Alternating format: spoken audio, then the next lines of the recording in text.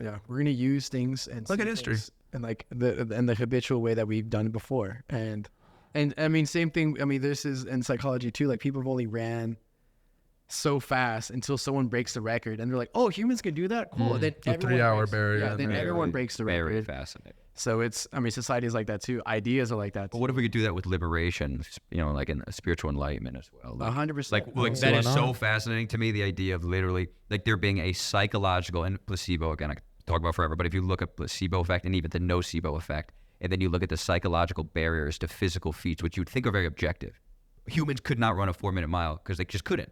But then once a guy does it 100 or 50 or 10 or do it the next year, it's like that's so. And maybe they replicated their training process to a degree or something, but I think it's pretty solid, kind of that there's a genuine psychological aspect to what we can reach. And that's just like, I mean, that is so unbelievable to think of, like there almost being like a waterfall, like you need one sperm to penetrate the egg and not that many other follow it, but that in this case with a mile, one breaks it and then many other follow. That the idea of that being possible in the deepest possible sense is very beautiful.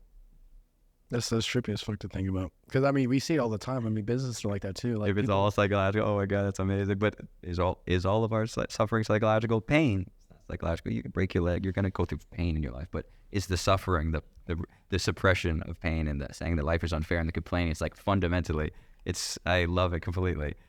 The same way the 4-minute mile is a psychological barrier. It's like, is everyone's quality of life and peace and happiness, regardless of external status, is that also a psychological barrier purely, and not in any way really reflective? Like your suffering, pain is natural, but is your suffering resisting the pain, is that also just psychological?